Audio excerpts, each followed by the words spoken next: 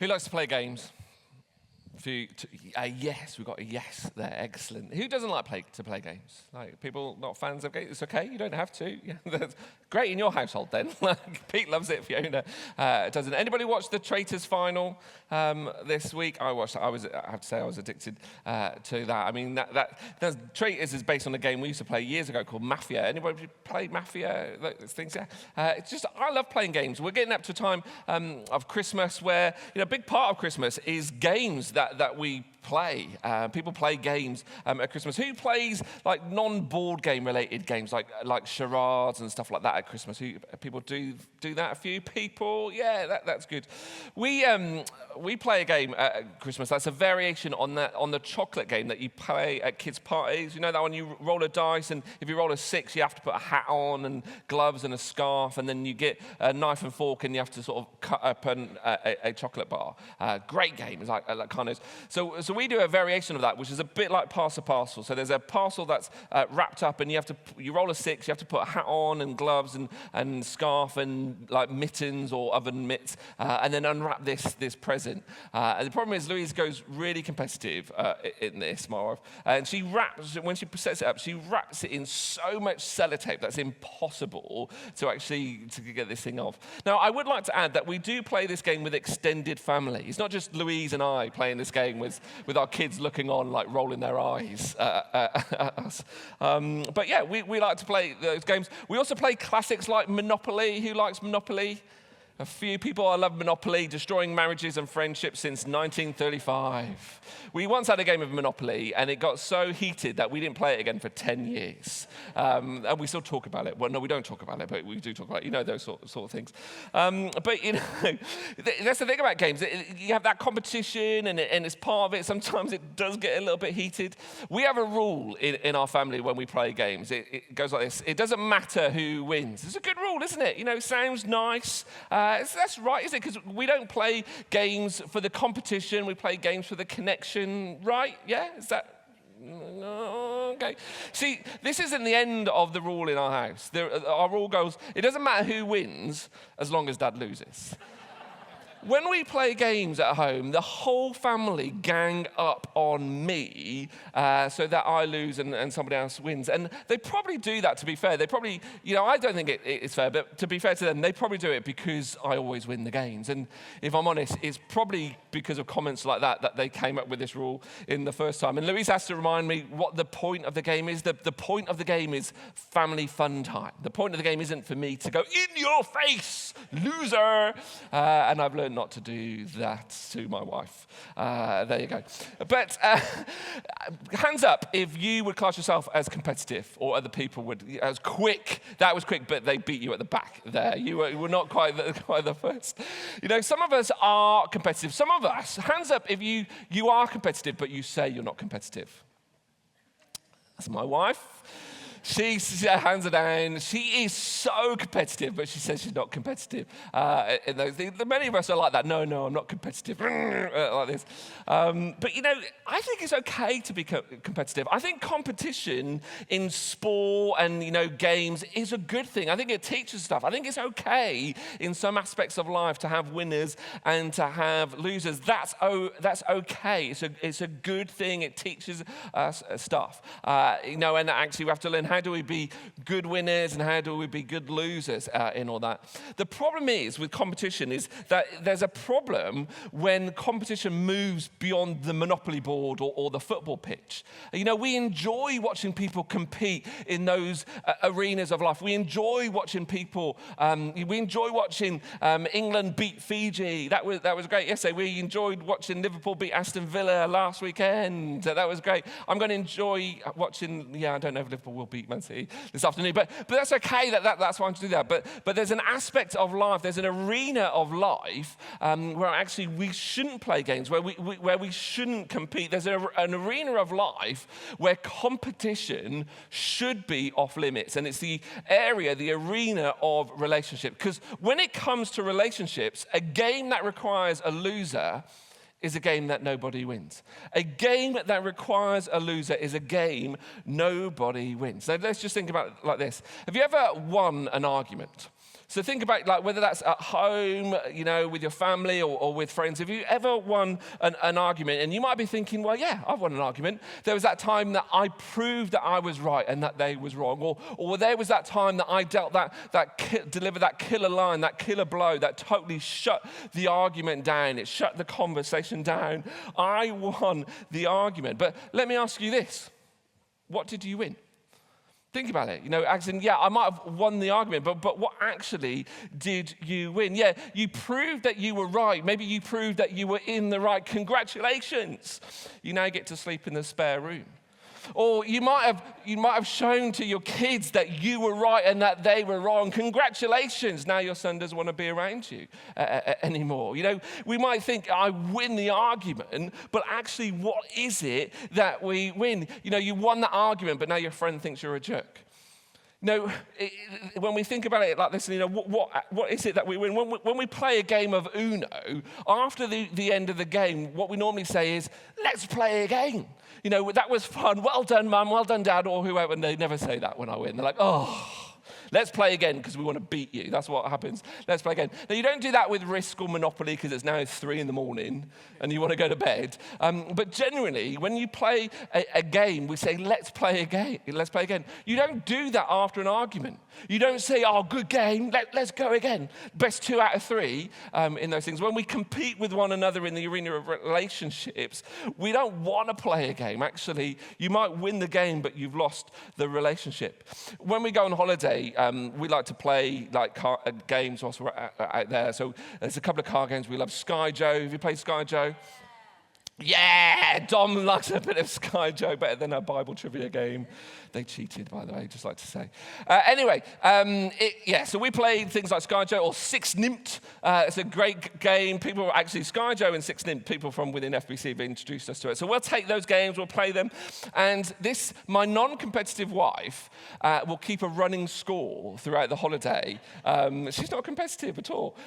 She'll get a piece of paper. It's normally like a pizza box or something, like a scrap of card. And we'll keep a running total of where we're at throughout the holiday so that at the end of the holiday, you know who's won. And it is never me, actually. I never win those. So, we do that. But Louise doesn't keep a running score of who's winning in arguments, or at least I hope she doesn't do that. Because that would be odd, wouldn't it? It would be destructive to do that. So let me ask you this question. When it comes to relationships, what is the win in the relationship? Think about it. When it comes to relationships, what's the win in the relationship? Well, the answer is the relationship. The relationship itself is the win. It's the taking part that really does count in here. There is no individual winner when it comes to relationship. If somebody loses, everybody loses. And the thing that we're going to look at throughout this series is like a bunch of games that we sort of sometimes play in relationship that often ends up with a winner and a loser. And actually, when we play these games, we actually lose the relationship. Nobody wins. So, let me give you some examples. The change game, that's a classic game. It's played with the best of intentions, but it sort of goes along like, if only I could get them to see things my way, if only I could get them to do things my way. And we think that we're helping. When we play the change game, we think, well, we're in the right, they're in the wrong, and they just need to be more like us. So if only I could change them to be like me, then everything would be okay. And we think that we're helping, but we're not. In fact, actually, all we're trying to do is make people in our own image. And when we play the change game, we stop loving people for who they are, and we start loving them for who we want to be. The truth is, only God can change hearts. Our job isn't to change people. Our job is to love them. So the change game is a game we often play. There's also the blame game. This is a classic. And this game is sort of like, well, nothing is ever really my fault. It's always your fault. If you hadn't done that, if you hadn't said that, and we sort of, pass it back, we blame the other person for perhaps our shortcomings or the things that we've done wrong. And if you're an advanced player, there's an expansion pack available for the blame game. It's the passive-aggressive version. And this is sort of like when you sort of like give a sorry. I'm sorry that I snapped again at you when you came home late. Again. That's not an apology. It's a backhanded accusation masking as an apology. In this, when we play the blame game like this, we might win the game, we might save our pride, but we lose the relationship. Here's another game that we play. Christians play this game. It's called the spiritual game. And, it's a game that sometimes that Christians play, and it's when we pull the God card to get our own way. When we play the God card to actually get things to line up with what we want. And perhaps we might say something along the lines of, well, I feel God is saying you should. Or I think the Lord wants you to do this. And now don't get me wrong, we have to be careful here because, I thoroughly believe that God speaks to us. And I know that might sound strange to you if you're someone who's curious about faith or you're exploring faith or checking this whole thing out. The concept that God speaks to us, I know sounds a bit strange, but I believe that God speaks to us, that he prompts us and he prods us and he guides and inspires us. But we have to be really careful when we sense maybe God might be saying something to me that's relevant to somebody else, especially when it aligns with my preferences, especially when it aligns with what I want them to do or it aligns with our agenda. We have to be so careful about we shouldn't play this game at all, but we have to be really careful about that. I think God might be saying that, and think about that. And actually, the reality is, if God is saying something, he will confirm it through unity and peace. It won't be through coercion and manipulation. And actually, there's an extreme version of the spiritual game that's recognized as a form of abuse, where people actually, manipulate people or coerce people to do things, whatever it is, because they play that card. God is saying, we call it spiritual abuse. It's actually a recognized form of abuse. It's a game like the others that should never be played. There's a whole bunch of games available to you. Here's a list of some of them. And throughout this series, we're going to unpack some of these games and explore some of these games. But the whole point about these games when it comes to relationships is we shouldn't play them. These are games that we should put back in the box and we should throw away. Because when we play these games, actually we damage relationships. We destroy relationships. But that doesn't mean that there aren't games that we can play in relationships. Actually, there's a guy called Paul who introduces one of these games to us, or a game that we can play in relationships. And Paul introduced the game. He didn't invent the game. And so Paul he's one of the leaders of the early church. He wrote lots of the letters that we find in the New Testament. And actually, Paul wasn't always a Jesus follower. In fact, Paul's life mission was to stop this new movement called the Way or the church. He hated Christians, and he oversaw the sort of execution of a bunch of them, and he sort of tried to stop the spread of the church. And then he had this life-changing encounter with Jesus. This was after Jesus had been crucified, after Jesus had come back to life, and after Jesus had ascended to heaven. And this is an amazing story. You can read it in the book of Acts in the New Testament about how sort of Paul encounters Jesus, and his whole life is transformed. And Paul doesn't play the game that we're going to talk about until after this encounter with Jesus. It was something about who Jesus is and what Jesus did and how Jesus lived his life that inspired Paul to play this game. And the game is called the honor game. And it's like no other game. Because in the honor game, you win by losing. But here's the thing. If multiple people play this game, nobody really loses. Everybody wins. So let's take a look at how Paul introduces this game to us. And this is in a letter that he wrote to the church in Rome. And he says this: be devoted to one another in brotherly love. And this is the basis of the honor games, that we're devoted to one another in love. I put brotherly in italics there because some modern day translations of the Bible will miss that word out. And that's okay, because language is fluid. It takes on new meanings as time evolves and culture sort of changes. Words sort of take on new forms. So we often drop that word brotherly out because it sort of has different connotations to what Paul was talking about there. But this word, let me just explain what this actually means. This word, Paul didn't write in English. He wrote in Greek. That was the language of the time. And the word that we see here that's translated brotherly is a compound word of two Greek words. We've got some Greek up here. So it's the word Philadelphia, the city in America. And it's a makeup of two words. So philos, which means love, and adelphos, which means brother or sibling or family. So Paul is talking about, family-like love, the love that you experience in here. And he's saying, I want you to be devoted to one another in a way that families show that devotion, in a way that families show that love. Now, if I'm honest, if I was just saying, I want you to love one another the way that I love my brother, I might not be doing you a great act of service there, because there are times, I remember growing up, I've got a twin brother, and we fought and we competed against one another, and we would argue. I remember a time that my brother Tim stole one of my Revels, the chocolates little thing. He stole one of my Revels, and I was so enraged with him. I lashed out at him, and I accidentally, it was an accident, but I did kick him, and I kicked him here and gave him a big black eye for stealing one of my Revels. Don't mess with me. It was probably one of the coffee ones that nobody likes. And there was another time we were arguing, and I picked up a toy car and I threw it at him. And I'm not really intending to hurt him, but I did throw the car, and it did connect with his forehead, and he did bleed from his head.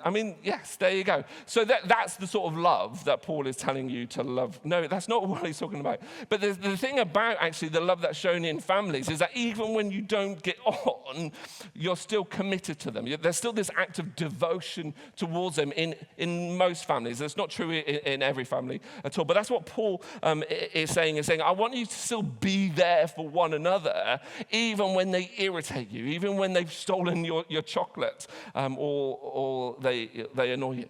So this is sort of like the basis of the honor game. And you might be thinking, well, okay, Chris, that's all right, but where's the competition in this? Well, as we go through, we'll find out. So this is literally what Paul is saying. Be devoted to one another in love.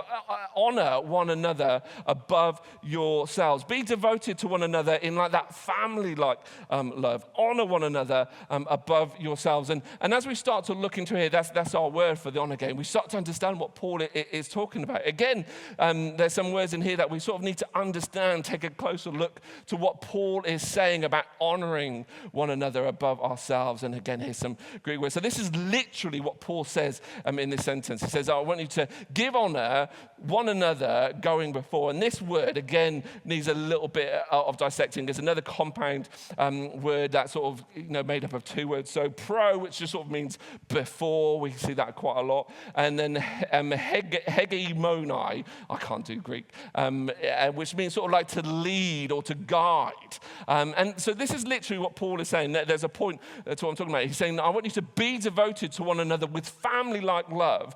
I want you to be the first to show honor. That's what Paul is saying. So the game, the competition is that we are the first person to show honor to the next person wins the game. And this is not about waiting for them. It's actually, we go first. Paul says, I want you to be devoted to one another in family-like love. And as you do that, I want you to be the first one. I want you to compete with one another, to be the first, to show honor and to show love and to show devotion and to show respect to that person. Because, when we go first, when we take the lead, we win. And when we do that, when we win, well, they also win as well. This game is just life transforming. We were able to play that, not waiting for them to show us honor and then we reciprocate it. No, irrespective of what you've done, I'm going to be the first person here to show you honor. I'm going to be devoted to you with family-like love. I'm going to be committed to you, and I'm going to respect you and honor you. And in another letter that Paul wrote to the church in a place called Philippi, he gives us some more instructions, sort of a deeper dive into this game. Let's take a look at it here. It says, do nothing out of selfish ambition or vain conceit. Now, I think most of us, if not all of us, have already lost the game because we do many things out of selfish ambition or vain conceit.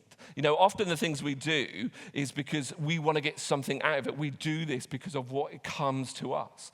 This game, the honor game, is so difficult to play because, it's saying don't do this. Don't do things out of selfish ambition or vain conceit. Instead, rather in humility, value others above yourselves, not looking to your own interests, but each of you to the interests of the others. This is what the honor game looks like. Be the first to show honor to them. What does that mean? mean? Well, it means, not doing things out of selfish ambition, but rather taking that value of humility and valuing others above yourselves. Not looking to your own interests, but each of us looking to the interests of others. This is so simple, yet it's so difficult. So much of discipleship, often we try and overcomplicate it and we try and make it sound complicated. And in doing so, actually, we make it easy, because we talk about, well, what's this and should we do that? And we confuse things. What Paul is saying here is profoundly simple. It's just also profoundly difficult to do. And the reality is our natural tendency is not to do this. Our natural tendency is to do things out of selfish ambition or vain conceit. Our natural tendency is not to take the way or the path of humility, but to look to our own interests rather than the interests of others. But just think about this. If we all played this game, it would be a game changer. Imagine the difference our world would be if we all played this game. Imagine the difference our families would be, our street, our neighborhoods, our workplaces, our schools, our community places, our sports clubs, our church. Imagine the difference those communities we existed in would be if we all played this game. If we all played this game, we all would win. But the problem is, the reason we don't all play this game is because it's really difficult to do. And actually, we don't want to be the first to show honor and respect. We don't want to look to other people's interests above our own. We don't want to think that people are more important than us. We think, actually, no, I want to go first. I want to look to my interests first.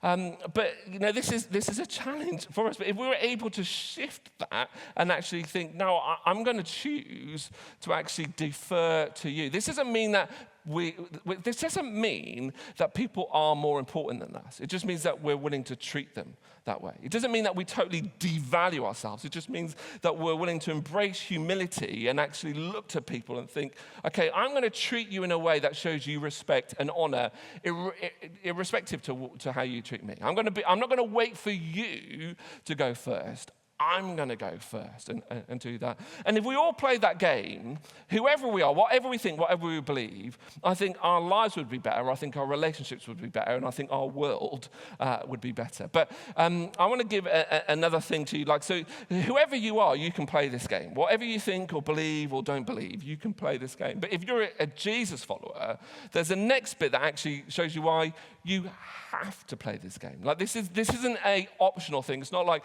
Christmas time. Who wants to play this game? No. If you've signed up to following Jesus, this is what you've signed up for. So the next bit we're going to look at is for you. So if that is you, if you're like, yeah, I'm a Christian, I've dedicated my life to following Jesus, this is why you have to play that game. If that's not you, if you're still figuring that out, well, you get a pass. You can just sit back and think, okay, well, do I want to do that or I don't want to do it? You can do it, and I think if you did play this game, your life would be better and your relationships would be better. But you can see what comes next to see whether that's for you or not.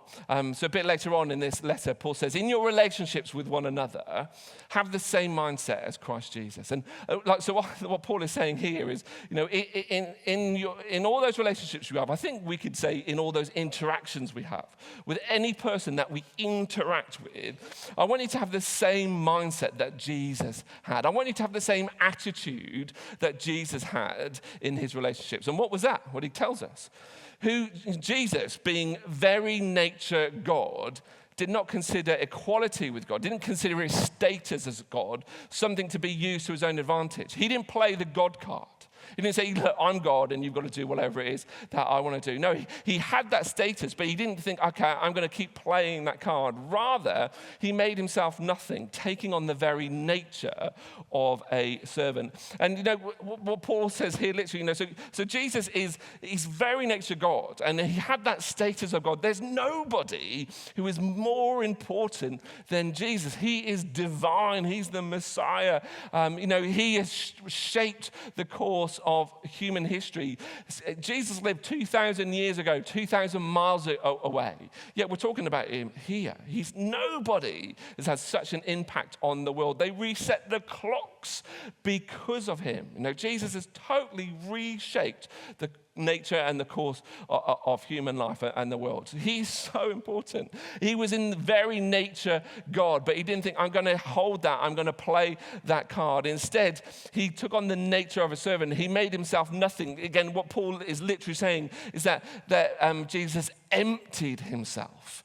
He took all of that stuff, he emptied it, he poured it out so that he could pour in this nature of a servant, this attitude where he was willing to serve. And he talks about humility, but Jesus didn't just talk about humility, he modeled it. There's a great example, there's so many examples as you flick through the pages of the New Testament and the Gospels.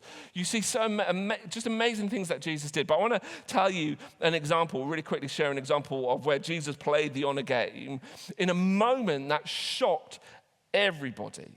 And it was the night before he was arrested. So he's celebrating this Passover, this Jewish festival, and this meal with his close friends, his disciples. And they're all gathered around a table. There we go. Leonardo was there to paint the picture for us so we know what happened on there. And the things about the culture that we forget or we don't necessarily understand is, people didn't have nice Timberland boots or Nike Airs there, open-toe sandals or all that sort of stuff. And they didn't have nice pavement and stuff. The roads were dusty and dirty. So as you walked everywhere, because again, you couldn't get an Uber, your feet just got covered in dirt. And when you'd go into someone's home, there would be a servant there who would wash your feet, just to make your feet clean again. And nobody really wanted to do that job. It was the lowest of the low, So that job was reserved for the lowest ranking servant. But on this day, they gather in this very, it wasn't like that at all, in this place. And there's no servant there to wash their feet. So they're gathered around the table, which means actually in Jewish culture and Jewish customs, somebody's got to go and do this. It's part of their tradition, it's part of their heritage, part of their culture. And I imagine everybody's like aware of this. Somebody's got to wash feet, but I'm not doing it. No, it should be you. No, I'm not doing it. Maybe everyone's looking down like this because nobody wants to be the one to go first. Nobody wants to be the one to do that.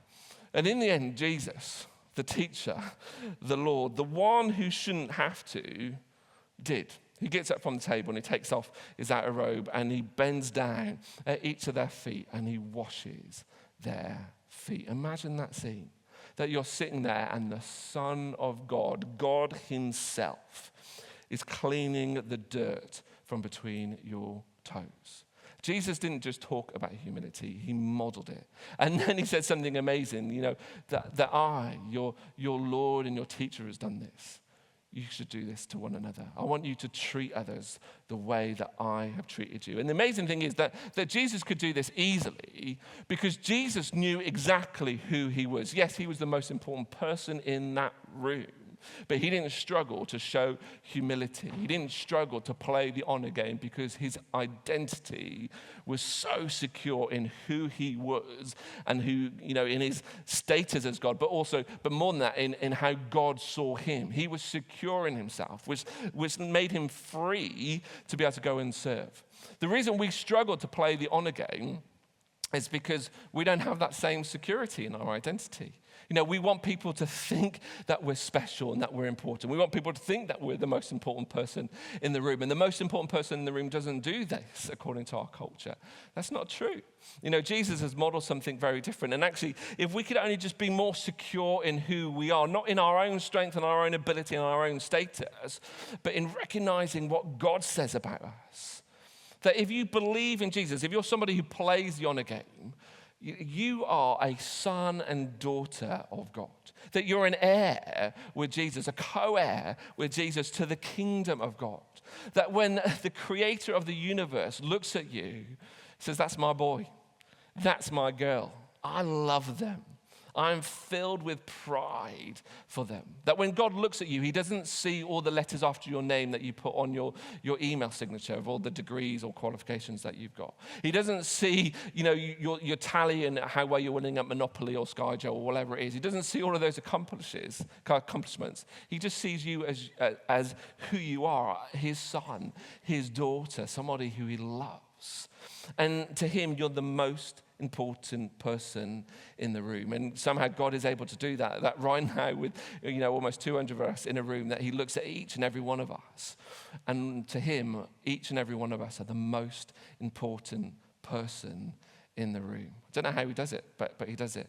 And if only we could see ourselves as God sees us, that would give us that security in our identity, that we don't have to brag about our accomplishments. We don't have to show how important or powerful or special we are. We'll be free to serve like Jesus serves. And when we start to shift that, we don't have to struggle with playing this game. We can actually follow Jesus' example in playing the honor game. It's a game that when everybody plays, everybody wins.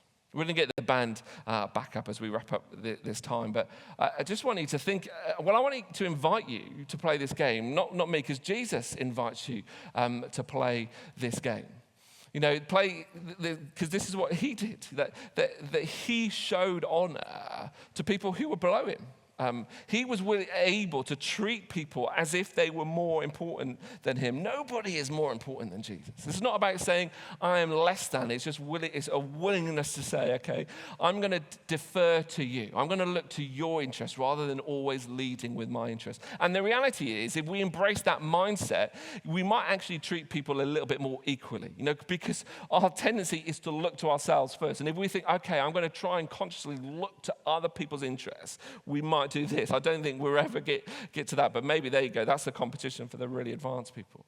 So this week, I want to invite you to play the honor game. I want to invite you to show people the honor that God has bestowed on them as a son or daughter of the Most High, as one of his kids who he dearly loves. So this week, why don't you find the opportunities to play this game? Be the first, go first in showing kindness. Go first in saying sorry. I want you to go first in showing gratitude and saying thank you. I want you to go first in giving honor to people. See, when we play the honor game, nobody loses. When we play the honor game, families get stronger. Friendships go deeper. Communities grow closer. And when we play the honor game, the world gets a glimpse of what Jesus is truly like. So let's be the ones that go first. Let's be the ones who give honor to others and treat others above ourselves. And let's play the game where everybody wins. Let me pray. Father God, I thank you so much for the example of Jesus, who being in very nature God, who had the status of divine, didn't hold on to that, didn't grasp that, didn't see it as something to be used to his own advantage. That he was willing to empty himself and take on the nature of a servant to look to our best interests. Lord, I pray that you would encourage us, that you'd inspire us, that you'd challenge us, and that you would equip us to do the same. Help us to see ourselves as you see us, and in so doing, be free to serve others the way that you've served us. Help us to play this game, to be the first to show honor. And as we do that, I pray that we will give people a glimpse of who you are and what you're like. Thank you, Lord. Amen.